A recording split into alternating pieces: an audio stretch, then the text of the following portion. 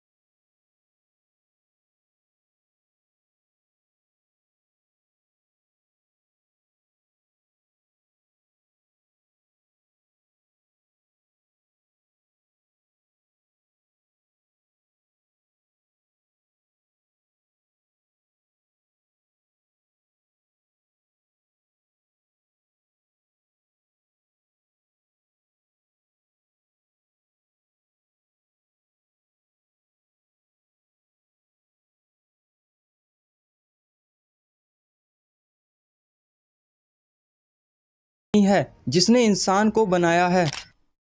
Year 1958 में ओशो एक शिक्षक के रूप में जबलपुर विश्वविद्यालय से जुड़े। इस दौरान ओशो ने भारत के कोने कोने में जाकर गांधीवाद और समाजवाद पर बहुत सारी स्पीच दी। वो धर्म के नाम पर चल रहे तौर तरीकों की इतनी आलोचना करते थे कि इसकी वजह से बहुत सारे विवाद भी होने लगे और इस टाइम तक रजनीश आचार्य रजनीश बन चुके थे। उनके कई शिष्य भी बने जिन्हें नियो सन्यासी के नाम से जाने जाते थे। इसी दौरान बॉम्बे में आचार्य रजनीश को एक शिष्य मिलती हैं, लक्ष्मी कुर्वा, जिनका रजनीश ने नाम रखा माँ योगा लक्ष्मी। रजनीश उनसे जुड़ने वाले हर एक सन्यासी का नाम बदल देते थे।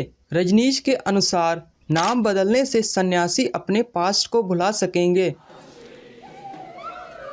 लक्ष्मी कुर्वा को रजनीश अपना पहला सेक्रेटरी बनाते हैं। इसी दौरान यहाँ पर सन्यासियों की संख्या बढ़ने लगती है और बॉम्बे के मौसम की वजह से रजनीश की अस्थमा की समस्या और बढ़ने लगती है। इसी कारण रजनीश बॉम्बे से कहीं और जाने की सोचते हैं।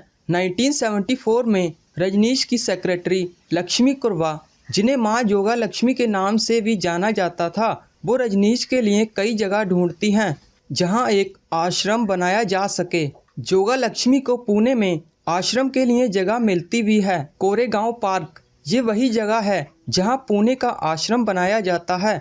योगा लक्ष्मी इसके बारे में रजनीश को बताती हैं। रजनीश भी जहां आश्रम बनवाने के लिए तैयार हो जाते हैं। इसी दौरान बॉम्बे में रजनीश को 16 साल की शिष्य शीला अंबाला मिलती हैं, जो कि पहली बार मिलने से ही रजनीश से इतनी इन्फ्लुएंस हो गई कि उन्होंने कुछ ये कहा। And I felt like if life ends now, I have nothing to lose. और फिर शीला अपनी एजुकेशन की वजह से अमेरिका चली जाती हैं। इसी दौरान पुणे में आश्रम बनके तैयार होता है। इस आश्रम में सन्यासियों के भगवान आते हैं।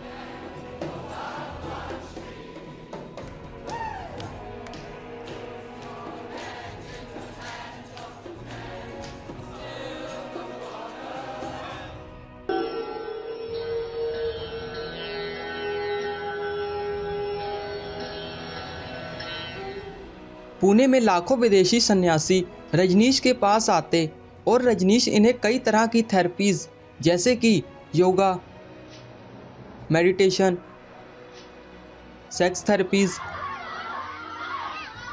और एंशिएंट तकनीकें जिनसे पास्ट को भुलाया जा सके और एक नए मनुष्य को जन्म दिया जा सके, एन अवेकन मैन। इन सब थेरेपीज में सेक्स थेरेपी भी शामिल थी। रजनीश की सेक्स थेरेपी सबसे फेमस थेरेपी थी जिसमें सन्यासी मल्टीपल पार्टनर के साथ रिलेशन बनाते थे। इन्हीं थेरेपीज की वजह से ओशो की एक किताब भी आती है, सेक्स टू सुपर कॉन्शियसनेस। इसी वजह से कई जर्नलिस्ट रजनीश को सेक्स गुरु भी मानने लगते हैं और रजनीश धर्म पर भी कई सारी टिप्पणी देते हैं। इन सब विचारों की वजह से रजनीश के फॉलोअर्स बहुत तेज़ी से बढ़ने लगते हैं।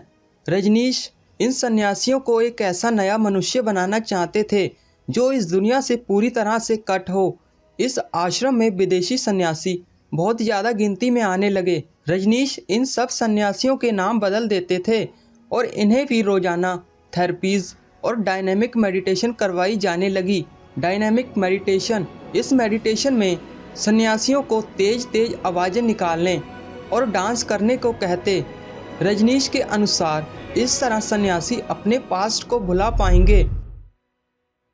1979 शीला अपने पति के साथ अमेरिका से आश्रम में आती हैं। शीला अब आश्रम में रजनीश के साथ रहने लगती हैं। उनको आश्रम में टॉयलेट साफ करने को कहा जाता है और वो इस काम को करती भी हैं।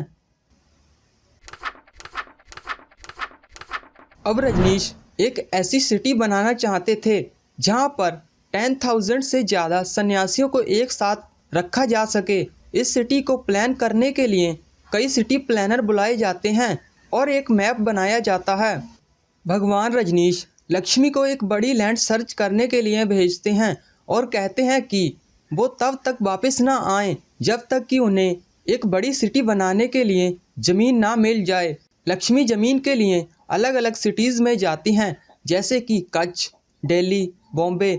लेकिन इस टाइम भारत में इंदिरा गांधी की सरकार थी और गांधी सन्यासियों को इंडिया के लिए थ्रेट मानने लगती हैं। इसी वजह से पुणे के आश्रम में रजनीश की स्पीच के दौरान एक हिंदू सन्यासी ओशो की तरफ चाकू से अटैक करता है, लेकिन लकीली वो चाकू रजनीश के नहीं लगता। अब रजनीश की परेशानियां और बढ़ जाती हैं। उन्हें अपनी सिटी बनाने के लिए अब और भी जल्दी थी, लेकिन लक्ष्मी जमीन ढूंढने में नाकाम रहती हैं। इसी दौरान ओशो शीला को बुलाते हैं और अब शीला बनती हैं ओशो की न्यू सेक्रेटरी और अब जमीन ढूंढने के काम को शीला को दिया जाता है। शीला अमेरिका जाती हैं और अमेरिका के एक स्टेट ओरेगन में जगह ढूंढती हैं। रजनीश इसे एक सन्यासियों की सिटी बनाना चाहते थे